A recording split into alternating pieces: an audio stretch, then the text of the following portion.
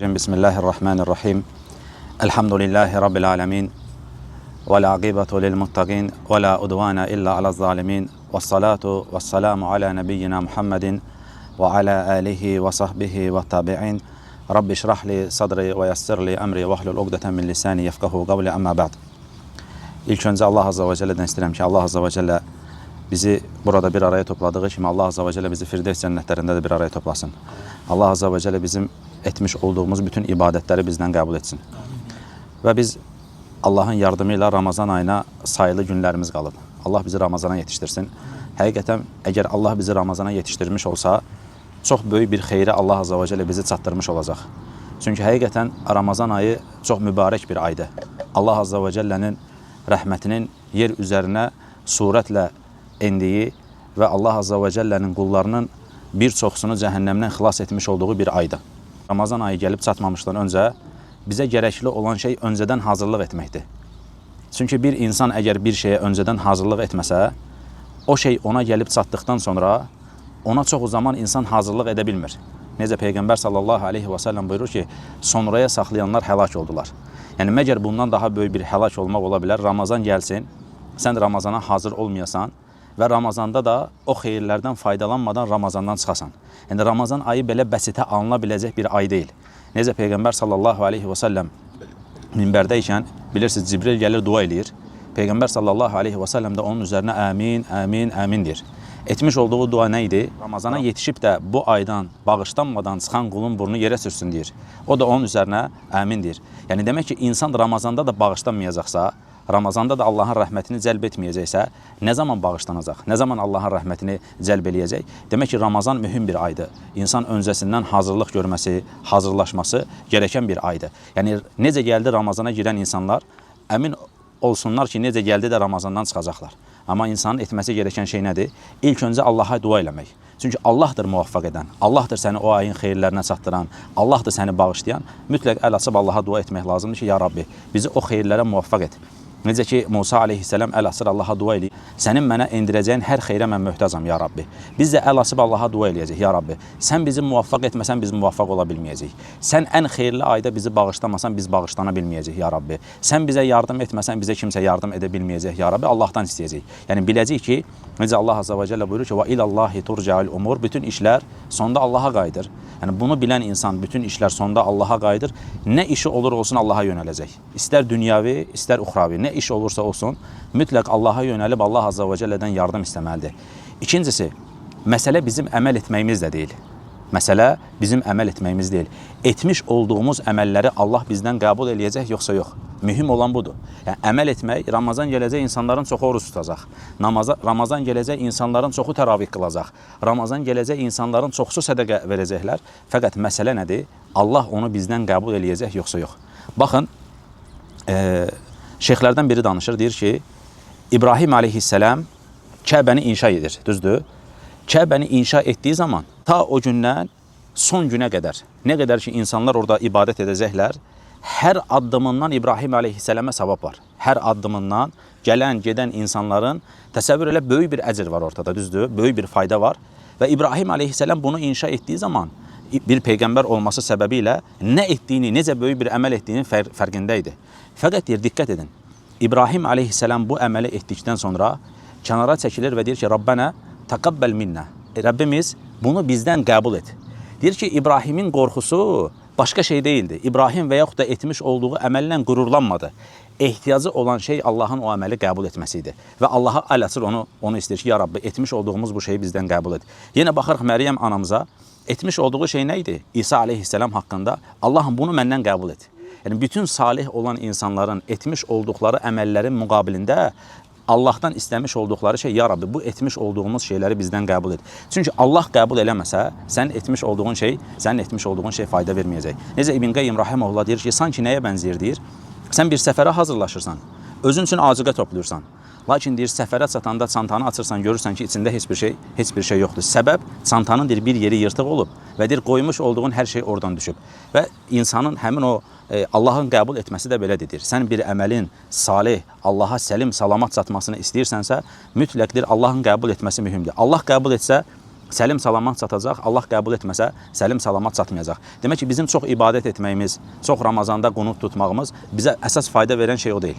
Onu etdikdən sonra Allah bunu bizdən qəbul elədi mi, yoxsa yox? Necə bilirsiniz, Peyğəmbər sallallahu aleyhi və səlləm Ayşə anamızla arasında bir diyaloq var. Peyğəmbər sallallahu aleyhi və səlləm gəlir deyir ki, bir ayə oxuyur. Hani onlar bir əməl edirlər, etməli olduqlarını edirlər, fəqət qəlbləri qorxu içərisindədir. Ayşə anamız sual verir, deyir ki, ey Allahın Rəsulu, bunlar zina eləyənlər, içki içənlərdirmi? Yəni bu qəlbləri qorxu içərisində olanlar, yox deyir ey Sıddıqın qızı. Bunlar o kəslərdir ki, onlar etməli olduqları hər bir şey edirlər.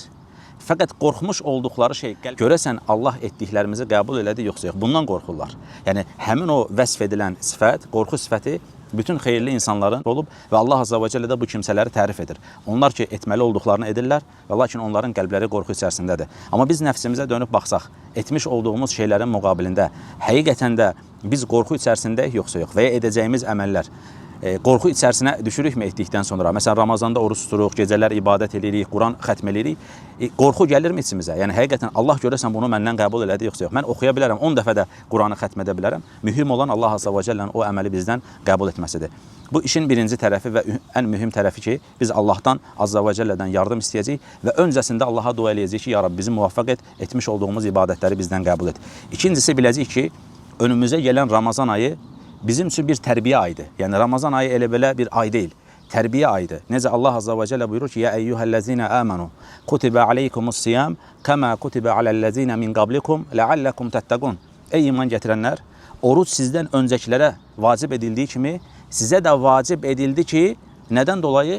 Umulur ki, qorxasınız, təqva sahibi olasınız. Bundan dolayı Allah Azza və Cəllə nə etdi? Allah Azza və Cəllə oruc tutmağı qullarına vacib etdi. Deməli, necə Peyğəmbər sallallahu aleyhi və səlləm bir hədisdə demiş olduğu şey nədir? İnsan yalanla əməl etməyi tərk etmədiyi müddətcə Allahın deyir, onun ac qalmasına ehtiyacı yoxdur. Yəni Allah Azza və Cəllə bizdən mücərrət olaraq bir neçə saat ac qalmağımızı, Allahın sadəcə muradı bu deyil. Eyni zamanda Allah Azza və Cəllə bizi tərbiyə etmək istəyir. Allah Azza və Cəllə bizi təmizləmək istəyir. Allah Azza və Cəllə bizi xeyrə yönəltmək istəyir və biləcək ki, Ramazan ayı tərbiyə ayıdır. Bu ayda ay girməmişdən öncə hər birimiz özümüzə, nəfsimizə sual verməmiz lazımdır. Mənim nə eksikliklərim var? Nə etsəm xeyrə çata bilərəm, nə etsəm bu tərbiyə ayından tərbiyələnmiş bir şəkildə çıxaram. Var, insan qeybət edəndir, düzdür? İnsan var, qeybət eləyir, özü də öz nəfsində olan problemi bilir. Ha belə insanlardan halallıq alır. Danışır, qardaş haqqını alır. Danışır, qardaş haqqını alır. Bu problemi özündə bilir. Nəfsimi düzəldəcəm, nəfsimi islah edəcəm deyə nə edəcək? O özündə var olan problemi düzəldəcək. İnsan var, nəmmamlıq eləyir. İnsan var, insanlara rahat bir şəkildə zülm edir. İnsan var, zövcəsinə zülm edir. Nəfsində var olan bütün problemləri gözünün önünə gətirəcək. Gərəkirsə bir yerə yazacaq və mən Allahın izni ilə, Allahın yardımı ilə bu aydan tərbiyələnmiş bir şəkildə, nəfsini düzəltmiş bir şəkildə bu aydan çıxacam. İnsan var, qəzəbli insandır. Düzdür? Qəzəb Allah Azza və Cəllənin razı qalmış olduğu bir şey deyil. Necə sahabənin biri gəlib deyəndə ki, Allahın Rəsulu, mənə nəsihət et, Peyğəmbər sallallahu aleyhi və səlləm deyir ki, qəzəblənmə. Yəni, qəzəb elm əhlidir ki, bütün şərlərin başıdır. Qəzəb bütün şərlərin başıdır. Yəni, belə olduğu halda insan qəzəbin bütün şərlərin başı olduğu. Bax, ailələr qəzəb səbəbi ilə yıxılır. Ticarətlər qəzəb səbəbi ilə dağılır. İnsanların qılıncı qınından qəzəb səbəbi ilə çıxır. Deməli, qəzəb bəsiti alınacaq bir şey deyil. İnsanın nəfsində var olan problemləri etməsi gerəkən şey nədir? İslah etmək, onları düzəltmək, onları bir tərtib halına gətirib nə etmək? Öz həyatını düzəltmək. Məsələn, başqa edəcəyimiz şeylərdən birisi nədir? Valideynlərə yaxşılıq. Valideyn cənnət qapısıdır. Yəni, o müsəlmanın ki, anası, atası sağdır, vallahi cənnətin qapısı ona hələ də açıqdır. Yəni, cənnətin qapısı açıqdır nə deməkdir? Hələ də kəsdirmə yoldan cənnətin qapısı ona açıqdır. Nə qədər insanlar var ki, nə onların ataları, nə anaları artıq bu dünyada yoxdurlar. Yəni, necə məşhur bir qissədir, bilirsiniz, İbn Abbasın yanına bir adam gəlir, deyir ki, ey İbn Abbas, mən deyir, bir qadına talib oldum. Fəqət deyir, onu mənə vermədilər, onu bir başqası ilə evləndirdilər. Mən də qısqandığımdan dolayı onu da, qadını da öldürdüm deyir. Mənim üçün bir kəffarə varmı, edə biləcəyim bir şey varmı? İbn Abbas deyir ki, anan sağdırmı deyir. Qissəni burada saxlayıram. Yanında olan sahabələrdən bəziləri o adam getdikdən sonra deyirlər ki, İbn Abbas, niyə adamın anasının sağ olduğunu soruşdun? İbn Abbas deyir ki, mən dostumdan öyrəndim ki, Allah yanında qula bundan daha fayda verən başqa bir əməl mən bilmirəm. Yəni, qulun anasına, qulun valideyninə etmiş olduğu salih əməldən bundan daha faydalı, ona xeyir gətirəcək başqa bir şey bilmirəm. Çünki yaxşılıqlar pis şeyləri silir aparır. Yaxşılıqların başında gələn ən böyük yaxşılıq qulun atasına və anasına yaxşı olmasıdır. Həqiqətən qulun atasına və anasına yaxşı olması, necə bilirsiniz, sahabə olan bir insanı, sahabe olmayan bir insanın arxasınca, o İskarani necə oldu? Sahabe olan Ömer radiyallahu anhu kimi bir adam cənnətlə müjdələnib, adamın yanına gedir ki, dua elə. Çünki Peyğəmbər sallallahu aleyhi və sələm demişdi ki, onu görən ondan nə istəsin? Onu görən ondan dua istəsin ki, Allah azza və cəllədən onun üçün bağışlanma istəsin. Səbəb nə idi? Onun valideyninə olan yaxşılığı. Demək ki, valideynə edilən yaxşılıq bəsit bir yaxşılıq deyil. Necə bəsit ola bilər ki, Allah Qur'anda tövhidlə bərabər Allah azza və cəllə valideynin haqqını zikr eləyir. Yəni belə böyük bir əməl var. Yəni mən nə böyük bir əməl axtara bilərəm ki, yəni Ramazanda bağışlanmağım üçün, Ramazanda xeyrə çatmağım üçün. Yəni Ramazanı niyə xüsusi olaraq qeyd edirəm? Zaten insan bir ömür valideynə yaxşılıq etməlidir. Xüsusən Allahın rəhmətini istəyirsə, Allah azza və cəllənin rəhmətini cəlb etmək istəyirsə, bundan daha yaxşı, bundan daha böyük bir fürsət insan üçün əmin ol ki, ola bilməz. Başqa edəcəyimiz şeylərdən birisi yetim olan, mazlum olan insanlara sahib çıxmaq. Həqiqətən bu bəsitə alınacaq bir şey deyil. Necə bəsitə alına biləcək bir şey ola bilər ki, Peyğəmbər sallallahu aleyhi və səlləm yetimə sahib çıxan insanları cənnətdə özü ilə bu şəkildə bərabər olacağını bildirir. Yəni məgər içimizdə elə bir insan varmı ki, desin, yox, mən Rasulullahla o qədər yaxın olmaq istəmirəm. Vallahi mən Rasulullahla o qədər yaxın olmaq nə təmənnimdir, nə arzumdur. Kimsə var, yoxdur. Yəni hər kəs Rasulullah sallallahu aleyhi və səlləmlə bərabər olmaq istəyir. Allah Rasulü də onun yolunu bizə bildirir. Deməli, yetimlərə sahib çıxmaq, bu günləri vallahi bunu bəlkə də uzun illərdir müsəlman olan insanlar bilirlər. Hər il şövqümüz daha da qırılır. Hər il daha da biabırçı bir hala düşürük. Nə demək istəyirəm? Yəni öncələri müsəlman insanlar vallahi deyəndə ki, bu filankəs yetimdir, bunun atası yoxdur, bunun anası yoxdur, insanların qəlbləri sanki yerindən çıxacaqdı. Yəni heç bir müsəlmanın, bir müsəlman toplumunun yanında sən deyə bilməzdin ki, falan yerdə falan uşaq var, yetimdir, ona sahib çıxmaq lazımdır. Və maşallah stolda da hamıda 16-17 Pro Max olsun, düzdür? Allah bizdə durumlar o deyil. Bizim dərdlərimiz var, bizdə bir dəqiqə öz dərdlərimiz var, işlərimiz var. Allah şahiddir bu dedikmə ki, belə bir mənzərəni görmək mümkün deyildi. İnsanlar ən son o bateriyka çıxırdı əvvəllər, onları çıxardıb, nömrələrini çıxardıb bir kənara, əlində olan 20-30 manatlıq telefonlarını satırdılar ki, mümkün deyil. Yəni mən bu telefonla evə gedə bilmərəm. Şahid olduğumuz şeylərdən birisi nə idi? İnsanlar ən son, yəni avtobusa verəcəyi pulu masanın üzərinə qoyurdu. Mən evə yürüyərək getsəm mənə bir şey olmaz deyirdi. Baxırıq ki, günün keçdikcə, il keçdikcə, dünya hər tərəfdən bizi bürüdükcə, bu bizim üçün daha da ağırlaşmağa başladı. Amma bilmək lazım ki, bu dünya fanidir. Bu dünya gəldi gedərdi. Bizə qalan şey Allah azza və cəllənin rəhmətini cəlb etmək və Allah azza və cəllənin rəhmətini cəlb etməyin ən gözəl yollarından birisi də bu yetim insanlara sahib çıxmaqdır. Mazlum olan insanlara sahib çıxmaqdır. Necə Allah azza və cəllə buyurur ki, İnnə rəhmətəllahi qaribun minəl muhsinin. Həqiqətən Allahın rəhməti muhsin olanlara, yaxşılıq edənlərə Allahın rəhməti yaxındır, deyir Allah azza və cəllə. Biz ehtiyacımız var Allahın rəhmətinə, xüsusən Ramazanda. Və Allah azza və cəllə də deyir ki, yaxşılıq edənlərə mənim rəhmətim yaxındır. Deməli, üzərimizə düşən şey nədir? Ehtiyac sahibi insanları özümüz tapacağıq. Bugünkü müsəlmanların ən böyük rahatçılığı nədir? Ona bir xəbər gəlmədiyi müddətcə sanki müsəlmanların heç bir dərdi yoxdur. Sanki müsəlmanların heç bir sıxıntısı yoxdur. Xəbər gözləyir. Qardaş, ehtiyac sahibi bir insan var dediyin zaman, hə tamam mən bir şeylər edim. Yox qardaşım, yox. Sənin zaten bir dərdin olmalıdır. Sənin zaten bir problemin olmalıdır. Sən zaten sıxıntı içərisində olmalısan. Sən qapı-qapı özün gəzməlisən. İbn Qayyim rahimehullah deyir ki, şeyxim deyir, Şeyxülislam İbn Teymiyyə qəsd eləyir. Deyir ki, o deyir hər səhər evdən çıxardı deyir. Qapı-qapı gəzib deyir, sıxıntıda olan insan axtarardı. Soruşanda ki, şeyx niyə belə edirsən? Nədir sənin məqsədin, qayən? Deyir, çünki Peyğəmbər sallallahu aleyhi və səlləm deyib ki, kim bu dünyadaykən bir müsəlmanın sıxıntısını ortadan qaldırsa, Allah da qiyamət günü onun sıxıntısını ortadan qaldıracaq. Mənimdir ehtiyacım böyük olacaq qiyamət günü ki, Allah mənə yardım etsin. İşte bu dünyada bu fürsətdir. Təsəvvür et ki, adam qapı-qapı düşür, sıxıntıda olan insan axtarır. Amma bu gün sıxıntıda olan insanlar bizə gəldiyi zaman biz şikayət edirik. Bu qədər də olmaz deyirik, bu qədər dərd olar. Yəni baxırsan ki, insan Allahın ona göndərmiş olduğu rəhmət qapısından əlinin tərsi ilə itələyir, bir də deyinir. Bir də üzərinə nankorluq edir. Fəqət Allah bizi muvaffaq edib, Allah azza və cəllə bizə yardım edib. O sıxıntıda olan insanları Allah azza və cəllə bizə yönləndirib. Bizə düşən şey Allahın rəhmətini cəlb etmək istəyirsə, mütləq yaxşı əməllərdə yarışacağıq. Xeyir üzərində olan işlərdə nə edəcəyik? Xeyir olan işlərdə yarışacağıq. Bu günləri vallahi o uşaqlar ki var, onlar ki atalarından uzun illərdir ayrıdılar.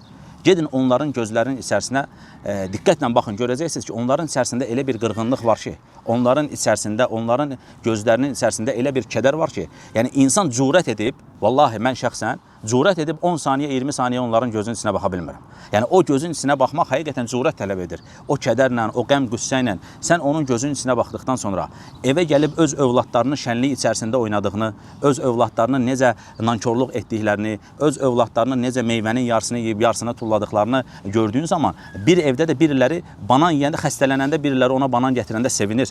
Xəstələnəndə biriləri ona meyvə gətirəndə sevinir. Yəni belə insanları görüb sonra öz yaşayışını, öz övladının yaşayışını görüb insan necə daralmaya bilər, necə sıxılmaya bilərsən? Bizə düşən şey mütləq, amma mütləq bu insanlara, bu mazlum olan insanlara, yetim olan insanlara sahib çıxmaqdır. Yəni, necə bir müsəlman öz övladı ilə, ailəsi ilə bərabər getdiyi zaman necə qəlbinə bir narahatçılıq gəlməz ki, mənim qonşumda olan falan adam var.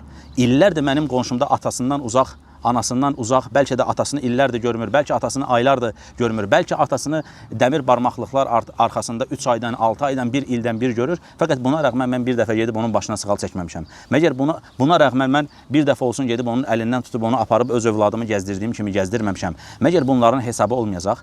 Hətta qardaşlardan biri danışır, deyir ki, biz deyir, bir günləri bir uşağı ziyarətə getdik.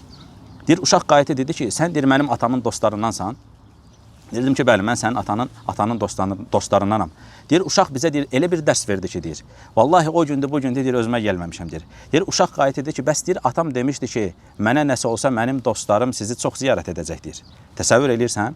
Bəs deyir, atam mənə, sən atamın madəm dostlarındansansa, bəs deyir, atam demişdi ki, mənə nəsə olsa, mənim dostlarım səni daha çox ziyarət edəcəklər, sizi daha çox ziyarət edəcəklər. Bu həqiqətən insanın içini dağlayan, yəni, məgər biz, yəni bunun üzərində qardaş olmamışıq, yəni, məgər biz bir bədən ola bilməmişik, yəni, ona görə insan həqiqətən bu şeyi bədənində, canında hiss etməlidir və bu ruhu özümüzdə oyatmalıyıq. Yəni, bir əməl edədiyimiz zaman, özümüzə bir komfort həyat qurduğumuz zaman ətrafımızda olan insanları müşahidə edəcəyik. Yəni, oyaq olmaq lazımdır, oyaq. Yəni, yay gəlir, yayda sən maşallah evinə bir kaset gilası aparırsan, düzdür, bir kaset ərik aparırsan. O evinə gəldiyin kimi ən azından onu rahat yiyib, vicdanla yemək üçün ən azından düşünməlisən ki, bunu yeyə bilməyən mənim nə qədər müsəlman bacılarımın, qardaşlarımın övladları var. Sən yemə demirəm, lakin 70%-ni özün yeyəndə 30%-ni ondan apar. Ən azından başqa insanlar da datsınlar ki, ta ki sən onu yediyin zaman o vicdan, o içində olan narahatçılıq əgər qalıbsa da, Allahın rəhm etdiklərini istisna edərək deyirəm, əgər qalıbsa da o da ən azından rahat olmuş olsun. Və dediyim kimi Ramazan ayında xüsusən bu uşaqlara, bu mazlumlara sahib çıxmaq, onları sevindirmək, bir-birimizə də xatırladacağıq. Burada olanlar olmayanlara, eşidənlər eşitməyənlərə, ta ki xeyirlərə nail olaq, ta ki o öncəki bir-birimizə olan qardaşlığımız, şöfqimiz yenidən bərpa olmuş olsun. Həmçinin Ramazanda insanın ən çox edə biləcəyi, ən çox özünə fayda verəcəyi bir şey vaxtını səmərəli keçirtməkdir. Vaxt elə bir şeydir ki, vaxt həmin o vaxt sayəsində insan ya cənnəti qazanır və yaxud da ateşi qazanır. İnsan Ramazanda elə bir həyat qura bilər ki, özünə 24 saatı da onun üçün əcr ola bilər. Yəni 24 saatı da hər bir saniyəsi də onun üçün əcr ola bilər. Necə? Bizim Rəbbimiz elə bir Rəbbdir ki, elə bir şəkildə sənə nizam qurub ki, hər saniyəni sən əcrə çevirə bilirsən, hər saniyəni. Yatırsan, yatanda niyyət edirsən ki, ya Rabbi, mən indi yatıram ki, qalxıb gecə sənə ibadət eləyə bilim. Qalxıb sübh namazını qalxıb rahat qıla bilim. Bu yatışla yatmaq, yatdığın hər saniyə sənin üçün əcrdir. Təsəvvür edirsən, qalxırsan, səhər oyanırsan, yemək yeyirsən, sahur edirsən ki, ya Rabbi, indi bunu edirəm ki, bədənimdə güc olsun, bədənimdə qüvvət olsun, axşam sənə rahat ibadət edə bilim. Yeməyin belə sənin üçün əcrə çevrilə bilir. Ona görə bizim sələfimiz vaxta çox önəm verirdi. Vaxt onların yanında çox dəyərli bir şeydir. Hətta sələflərdən birisi deyir ki, dostumla gedəndə gördüm ki, uşaqlar oynayırlar. Yəni, uşaqlar bir-birləri ilə oynayırlar. Bir-birlərinə çönüb dedilər ki, kaş ki, o uşaqlar vaxtlarını satsaydılar, biz də pul verib onları onlardan alsaydıq. Yəni, vaxt onların yanında belə dəyərli bir şeydir. Onlar vaxtı öldürmək nədir? Vaxtı dəyərsizləşdirmək nədir? Kimi şeylər onların yanında, bu kimi şeylər onların yanında yox idi. Onların tək dərdləri hər saniyələrini, hər dəqiqələrini əcrə çevirməkdir. Ona görə vaxt mühümdür, vaxt önəmlidir. Əgər insan vaxtının qədrini bilməsə, mütləqdir ki, həmin o vaxt onun əleyhinə olacaq. Sufyan Əs-Səvri rahimehullah deyir ki, mən bir gün yuxumda vəfat edən şeyximi gördüm deyir. Və ondan soruşdum ki, ey imam, halın, əhvalın necədir? Aqibət necə oldu? O mənə döndü, dedi ki, ey Sufyan, təmənni edərdim ki, sənin yerinə o dünyaya qaydım, bir dəfə əlhəmdülillah deyim, sonra yenidən ölüm, sənin yerinə qaydım, bir dəfə əlhəmdülillah deyim, sonra yenidən ölüm. Bu nə deməkdir? Bu o deməkdir ki, insan öldükdən sonra onun bir kəlmə ki, bir saniyəsini alır, əlhəmdülillah, bir saniyə alır. Qiyamət günü insan buna ehtiyac hiss eləyəcək. Çünki biz bilirik ki, Allah elə bir tərəzi quracaq ki, savablar günahlardan çox olsa, sən cənnətə gedirsən. Günahlar savablardan çox olsa, sən cəhənnəmə gedirsən, əgər Allah səni əff etməsə. İndi təsəvvür elə ki, tərəzi qurulub. Orada tərəzidə bir dənə əlhamdülillah tərəzini necə oynada bilər? Bir dənə la ilahə illallah tərəzini necə oynada bilər? Ona görə bəzi alimlər, hətta Peyğəmbər sallallahu aleyhi və səlləm bu hədisindən ki, Allaha və axirət gününə iman edən ya xeyir danışsın, ya sussun, bu hədisi əsasən deyiblər ki, danışmaqda mübah olmaz. Yəni, danışmış olduğun şey ya sənin qiyamət günü lehivədir, ya da əleyhivədir. Yəni, bunda mübah olmaz deyiblər. Bu, bəzi alimlərin görüşüdür. Bu hədisə əsaslanıblar. Nə deməkdir bu? Yəni, insan üçün həmin o danışmış olduqları şey insanın əməl dəftərinə yazılır. Və qiyamət günü insan onunla qarşılaşacaq. İndi məgər bizə lazım olan şey o tərəzinin sağ tərəfi, sağ əməl dəftərimizi artırmaq, xeyrə çatmaqdırsa, hər saniyəmizin qədrini biləcək, hər saniyəmizin. Necə sələflər deyərdilər ki, birisidir bizi bir yerə dəvət etdiyi zaman biz düşünərdik, getmiş olduğumuz yerdə əcr qazana biləcək, yoxsa yox. Yəni, getmiş olduğumuz o yerdə əcr qazana biləcək, yoxsa yox. Çünki getmiş olduğumuz yer ya bizim xeyrimizədir, ya da bizim əleyhimizədir. Onu ölçürdülər, təsəvvür elə. İbn Qayyim Rahimehullah deyir ki, biz elə insanlara rast gəldik ki, onlar yolda gedəndə Allahın mübah etdiyi şeylərə baxmırdılar, deyir. Mübah olan, yəni dağdır, meşədir, ağacdır. Çünki deyir, qorxurdular ki, deyir, qəlbləri o şeylə məşğul olar.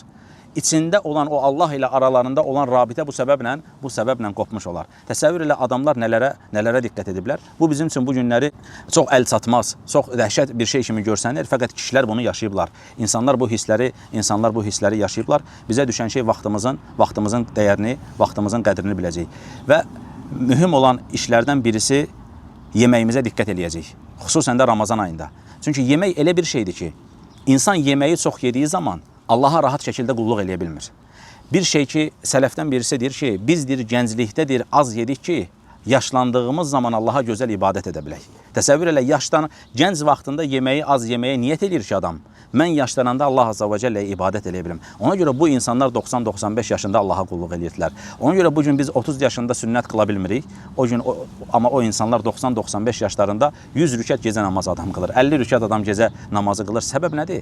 Onlar Allahı qorudular, Allah da onları qorudu. Onlar həqiqi niyyətlə Allaha yönəldilər, Allah da onları niyyətlərində doğruladı. Yeməyi bəsitə almayacaq. Yəni, Müslüman insan yeməyinə diqqət etməlidir. Necə sələflərdən birisinin yanına gəlirlər, deyirlər ki, deyir, sənin oğlun bu gün o qədər yedi ki, səhərə qədər deyir, yəni həzmsizlikdən bir sağa bir sola çöndü, hardasa deyir, öləcəkdir, deyir. Deyir, vallahi, əgər o bu gecə ölsəydi, mən ona cənazə qılmayacaqdım, deyir. Təsəvvür elə, sələflərin yanında yemək nə qədər kərih olan bir şey, yəni həddindən artıq yemək necə kərih olan bir şey olub. İmam Əhməd deyir ki, mən deyir, əstəğfirullah, Həsən Əl-Basri deyir ki, mən deyir, elə insanlara rast gəldim ki, onlar deyir, 70 il ömür yaşadılar. Fəqət deyir, heç bir zaman ailələrindən, nəfslərinin istədiyi heç bir şey tələb etmədilər, deyir. Təsəvvür edirsən, 70 il ömür yaşayırlar. Nəfislərinin istəmiş olduğu şeyi evə demiş ki, bugün mənə filan şeyi pişirərsən, bugün mənə filan şeyi edərsən, bunu deyir, ailələrindən tələb etmədilər. İndi tam tərsi nəfsimizə dönək, amanın günü də evdə istəmiş olduğumuz 3 şeydən biri əksik olsun, düzdür? O gün o evdə çıxacaq söz-söhbət, o gün o evdə olan qanqarasılığı başqa bir yerdə görə bilməzsən. Adamlar nəfslərini tərbiyə ediblər, adamlar yeməyə bir vaxt itkisi olaraq baxıblar. İmam Əhməd deyir ki, vaxtım deyir, çox getməsin deyə mən deyir, çörəyi suya batırar.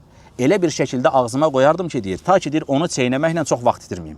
Yəni, təsəvvür edirsən, adam yeməyi həyatından bir vaxt itkisi olaraq görür. Amma maşallah biz bir abed eləyək dediyimiz zaman, biz bir süfrəyə oturaq dediyimiz zaman ən azı 3 saat vaxtımız alır. O da əgər tələsiriksə, 3 saatdan sonra qalxıb bir yerlərə gedəcəksə, bunun yeməyi var, şirniyyəti var, çayı var, semiskası var, osu var, busu var. Həqiqətən də bu çox acınacaqlı bir. Həyatımızdan 3 saat getdi. Həyatımızdan gedən o 3 saatın bir daha geri dönüşü olmayacaq. Amma insan gün gələcək ki, o 3 saatından dolayı peşman olacaq. İnsan o 3 saatını itirmiş olduğu, yeməyin başında itirmiş olduğu o vaxtdan dolayı peşman olacaq. Bu peşmançılığı çəkməmək üçün yeməyimizə diqqət edəcəyik, vaxtımıza önəm verəcəyik, yeməklərimizi azaldacağıq, ta ki Allah Azza və Cəllə gözəl bir şəkildə qulluq edə bilək deyə. Hətta sələfdən birisi məclisində belə oturduğu zaman görür ki, adamın biri hıçqırır. Yəni, yeməyi çox yediyindən dolayı hıçqırmağa başlayır. Yanındakine dönür, deyir ki, bir daha deyir, bunun mənim məclisimə gətirmə.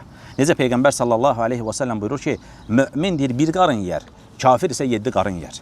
Yəni, təsəvvür edirsən, mömin bir qarın yer, kafir isə 7 qarın yer. Ona görə yeməyi tənzimləmək, yeməyi düzənə soxmaq müsəlman üçün gərəkli olan şeylərdəndir. Yəni bunu bir diyet olaraq, bunu bir arıqlamaq olaraq görmə. Yəni bunu sadəcə və sadəcə Allah Azza və Cəlləyə gözəl qulluq edə bilmək, Allaha yönələ bilmək, Allah Azza və Cəllənin rızasını cəlb edə bilmək üçün eləsən, o yeməkdən, necə sahabənin yeməkdən qalxışı nə idi? Doymadan yeməkdən qalxmaq. Düzdür? Nəfsim hələ də davam etmək istəyir, doymadan yeməkdən qalxmaq. Bu günləri bizdən biz yəni doymadan qalxmağı bir kənara qoysaq, doyub qalxsaq bizim üçün kafidir yəni. Yəni doymayıb qalxmaq, necə sahabə doymayıb qalxırdı, biz doyaq qalxaq. Çünki bizdə doyub qalxmaq da yoxdur.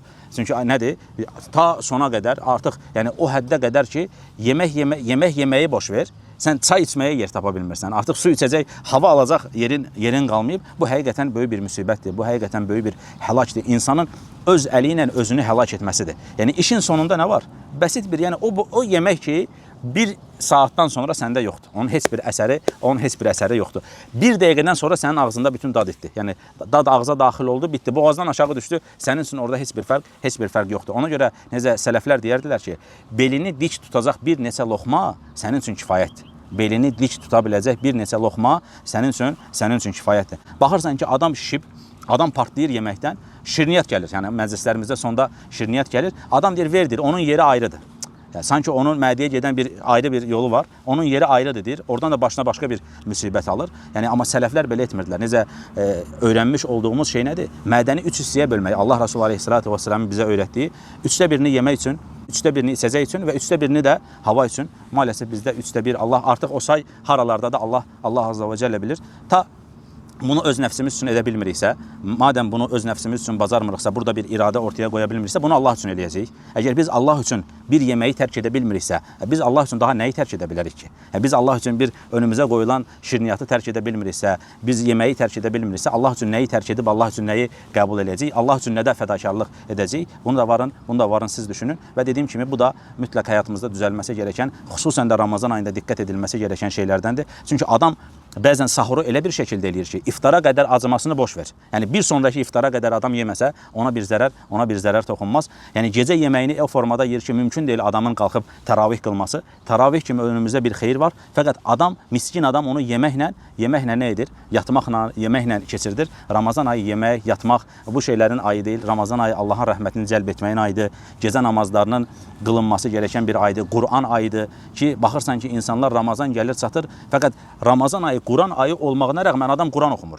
Quran oxumağı boş ver. Ramazan ayı gəlir. Adamın belə bir dərdi yoxdur ki, mən Allahın kitabını oxuya bilmirəm. Sələflər deyərdilər ki, sənin Allaha olan sevgini bilmək istəyirsənsə, bax gör Allahın kitabı ilə sənin münasibətin necədir. Çünki insan necə ola bilər ki, bir insan bir şəxsi sevdiyini iddia edir. Bu dünyada belə bu qəbul edilmir. Yəni birisindən sənə məktub gəlsin, sən onu alasan, oxumadan bir kənara buraxasan mümkün deyil. Kimsəni bu sevgiyə inandıra bilməzsən.